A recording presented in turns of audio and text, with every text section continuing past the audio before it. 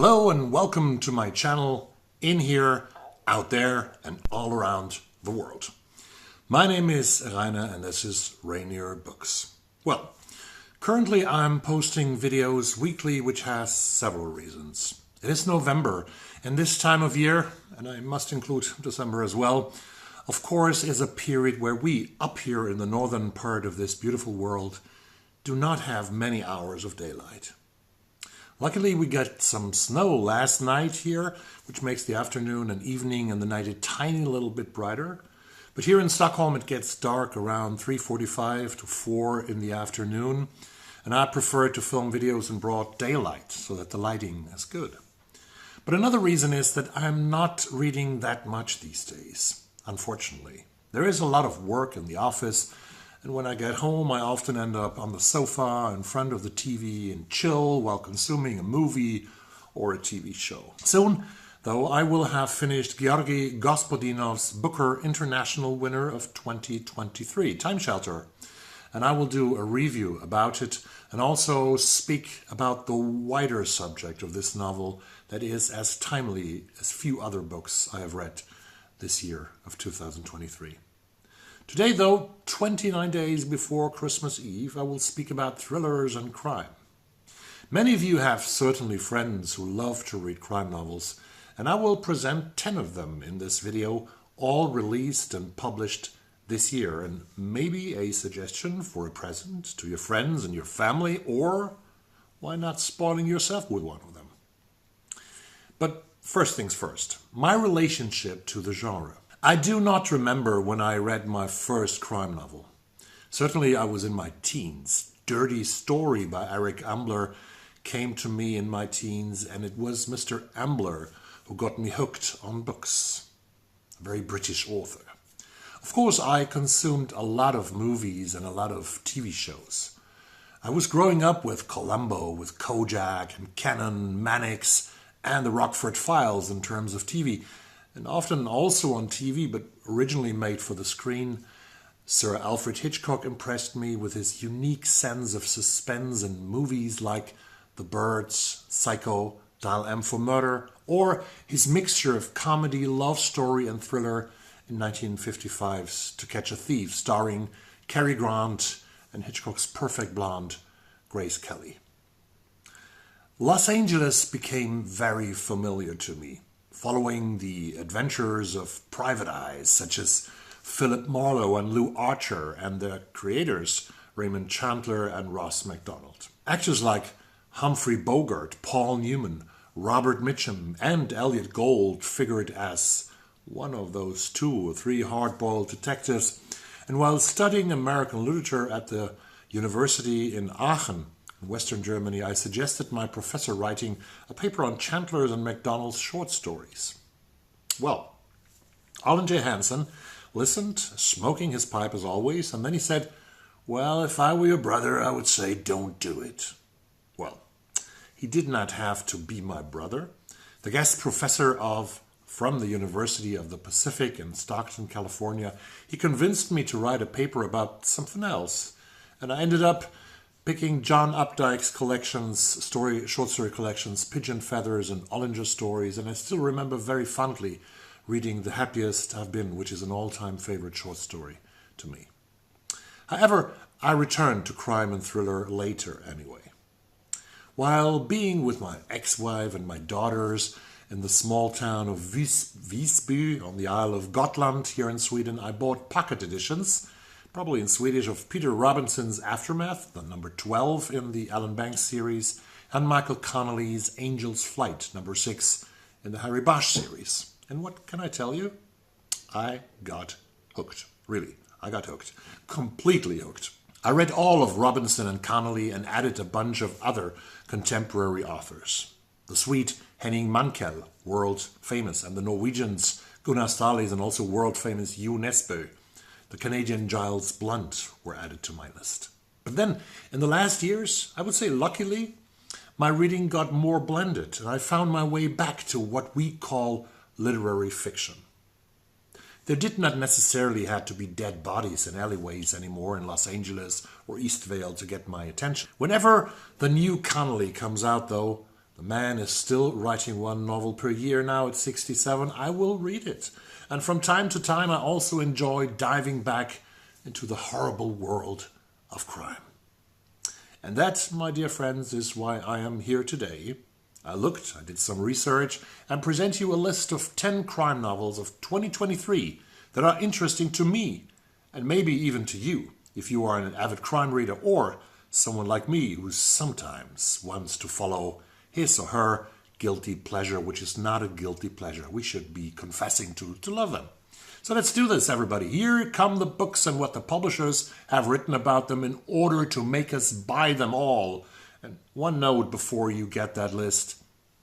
I do not do cozy crimes, which is a best-selling genre, I know, nowadays. But why?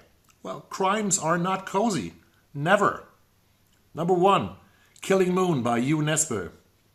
Published by Knopf in May 2023. Norwegian original was published in 2022. In this 13th installment of the series, brilliant rogue police investigator Harry Hole is back, this time as an outsider assembling his own team to help find a serial killer who is murdering young women in Oslo, in the next novel in the New York Times best-selling series.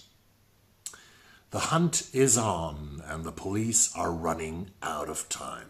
We know that from other novels. 2 young women are missing. Their only connection, a party they both attended, hosted by a notorious real estate magnate. Whoa.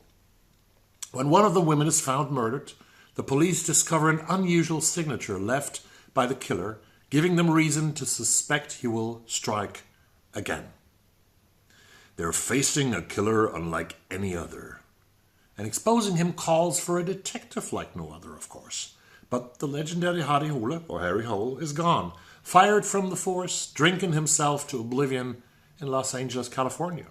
It seems that nothing can entice him back to Oslo, until the woman who saved Harry's life is put in grave danger, and he has no choice but to return to the city that haunts him and track down the murderer. Catching him will push Harry to the limit. He'll need to bring together a misfit team of former operatives to accomplish what he can't do alone. Stop an unstoppable killer. But as the evidence mounts, it becomes clear that there's more to this case than meets the eye. Interesting, what? I read a couple of them, earlier books by U. Nesbø. Stop 'Em Dead by Peter James, published by Macmillan in October in this year. So follow me, please, now to the beautiful city of Brighton in England. I've been there a couple of times. I love Brighton. A ruthless crime, a race against time. When a young farmer confronts intruders in the middle of the night, he has no idea that just minutes later he will be left dying in a pool of blood. What's more chilling is what the perpetrators were willing to kill for. At the scene of the crime, Detective Superintendent Roy Grace, our hero, soon realizes this is no isolated robbery gone wrong, but the tip of the iceberg of a nationwide crime wave, in which ruthless organized gangs are making more money from the illegal trade in dogs than drugs. A trade which pits Grace against some ruthless people who will kill anyone who gets in their way. Because where there is greed, there is murder. I also read a couple of Grace novels, and it's a really good series. The Lockup by John Banville, published in April by Hanover Square Press. The 9th installment of the Quirk series by Booker Prize winner John Banville from Ireland is this. Well, in the 1950s, Dublin, Rosa Jacobs, she's a young history scholar, she's found dead in her car. Renowned pathologist, here comes the next hero, Dr. Quirk, and D.I. Sergeant John Strafford begin to investigate the death as a murder, but it's the victim's older sister Molly, an established journalist, who discovers a lead that could crack open the case. One of Rosa's friends, it turns out, is from a powerful German family that arrived on Ireland under mysterious circumstances shortly after the end of World War II. But as Quirk and Strafford close in, Their personal lives may put the case and everyone involved in peril, including Quirk's own daughter. Spanning the mountaintops of Italy, the front lines of World War II, Bavaria, the gritty streets of Dublin and other unexpected locales, The Lockup is an ambitious and arresting mystery by one of the world's most celebrated authors, Mr. John Banville. Sounds great, doesn't it? A Game of Lies by Claire McIntosh, published in July this year by Sphere. This is the second installment of the D.C. Morgan series, and crime readers love series. They say the camera never lies, but on this show, you can't trust anything you see. Stranded in the Welsh mountains, 7 reality show contestants have no idea what they are signed up for. Each of these strangers has a secret. If another player can guess the truth, they won't just be eliminated, they'll be exposed live on air. The stakes are higher than they'd ever imagined, and they're trapped. The disappearance of a contestant wasn't supposed to be part of the show, of the drama. Detective Fawn Morgan has to put aside what she's watched on screen and find out who these people really are, knowing she can't trust any of them. And when a murderer strikes, Fionn knows every one of her suspects has an alibi and a secret worth killing for. Resurrection Walk by Michael Connolly, published by Little Brown and Company a few weeks back. This is the 7th book in the Lincoln Lawyer series around defense attorney Mickey Haller, which is also a Netflix series. Mickey rides a wave of freeing a wrongfully convicted man from prison.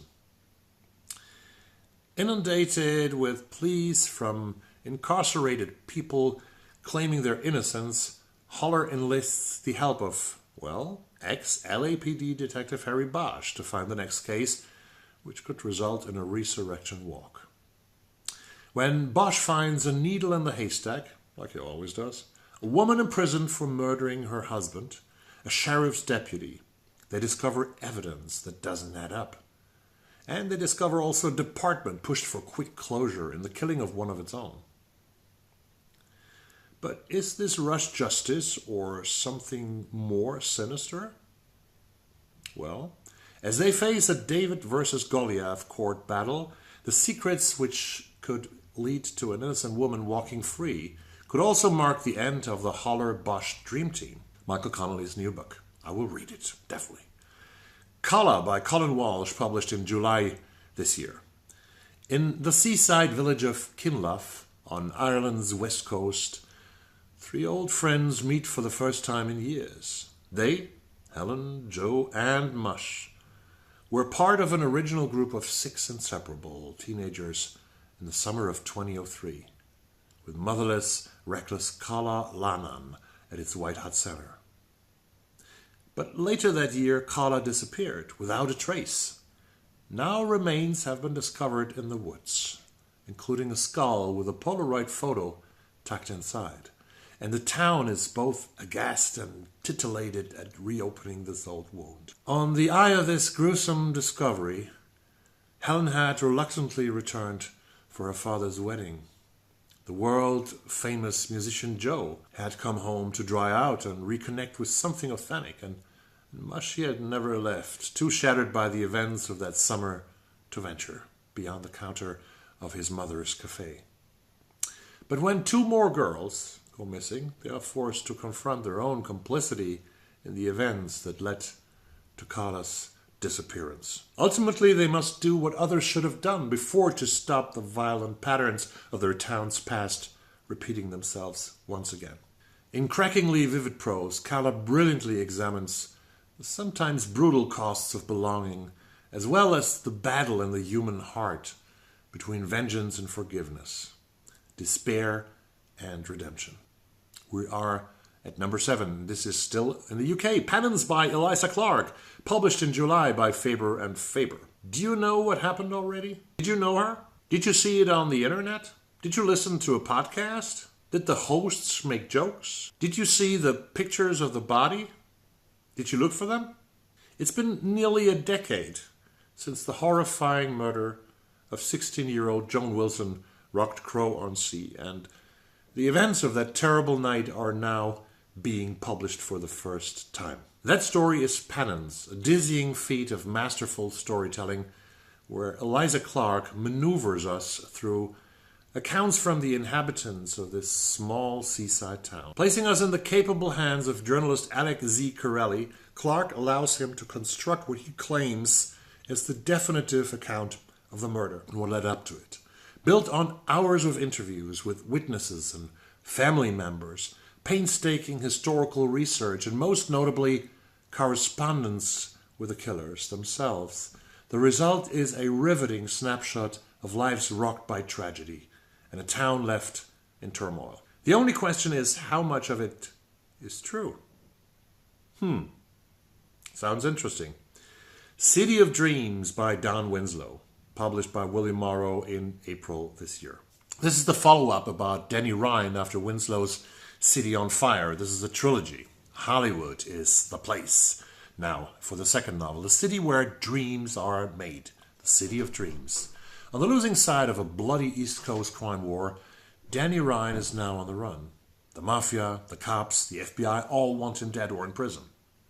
With his little boy, his elderly father, and the tattered remnants of his loyal crew of soldiers, he makes the classic American migration to California to start a new life. A quiet, peaceful existence. But the Feds, they track him down, and they want Danny to do them a favor that could make him a fortune or kill him. And when Hollywood starts shooting a film based on his former life, Danny demands a piece of the action and begins to rebuild his criminal empire. Then he falls in love with a beautiful movie star who has a dark past of her own. As their worlds collide in an explosion that could destroy them both, Denny Ryan has to fight for his life in a city where dreams are born, or where they go to die. From the shores of Rhode Island to the deserts of California where bodies disappear. From the power corridors of Washington, D.C., where the real criminals operate, to the fabled movie studios of Hollywood, where the real money is made. City of Dreams is a sweeping saga of family, love, revenge, survival, and the fierce reality behind the dream. Number 9. Bright Young Women by Jessica Knoll, published by S&S Mary Sue Rucci Books in September. It's January 1978. A serial killer has terrorized women across the Pacific Northwest, but his existence couldn't be further from the minds of the vibrant young women at the top sorority on Florida State University in Tallahassee. Tonight is a night of promise, excitement, and desire. But Pamela Schumacher, president of the sorority, she makes the unpopular decision to stay home. A decision that unwittingly saves her life. Startled awake at 3 a.m. by a strange sound, she makes the fateful decision to investigate. What she finds behind the door is a scene of implausible violence. 2 of her sisters dead, 2 others maimed. Over the next few days, Pamela is thrust into a terrifying mystery, inspired by the crime that's captivated public interest for more than 4 decades. On the other side of the country, Tina Cannon has found peace in Seattle after years of hardship. A chance encounter brings 25-year-old Ruth Wachowski into her life, a young woman with painful secrets of her own, and the two form an instant connection. When Ruth goes missing from Lake Sammamish State Park in broad daylight, surrounded by thousands of other people, of beachgoers on a beautiful summer day, Tina devotes herself to finding out what happened to her. When she hears about the tragedy in Tallahassee in Florida, she knows it's the man the papers refer to as the all-American sex killer. Determined to make him answer for what he did to Ruth, she travels to Florida on a collision course with Pamela and one last impending tragedy. Bright Young Women, that is the story about 2 women from opposite sides of the country who become sisters in their fervent pursuit of the truth. It proposes a new narrative inspired by evidence that's been glossed over for decades in favor of more sellable headlines. That the so-called brilliant and charismatic serial killer from Seattle was far more average than the countless books and the countless movies and primetime specials have led us to believe. And that it was the women whose lives he cut short who were the exceptional ones. The last book on the list is All the Sinners Bleed by S.A. Cosby, published by Flatiron in June this year. Titus Crown is the first black sheriff in the history of Sharon County, Virginia. In recent decades, Sharon has had only 2 murders. After years of working as an FBI agent, Titus knows better than anyone that while his hometown might seem like a land of moonshine, cornbread and honeysuckle, secrets always fester under the surface. Then, a year to the day after Titus's election, a schoolteacher is killed by a former student, and the student is fatally shot by Titus's deputies. Those festering secrets are now out in the open and ready to tear the whole town apart. As Titus investigates the shootings, well, he unearths terrible crimes and a serial killer who has been hiding in plain sight, haunting the dirt lanes and woodland clearings of Sharon, Virginia. With the killer's possible connections to a local church and the town's harrowing history weighing on him, Titus projects confidence about closing the case while concealing a painful secret from his own past.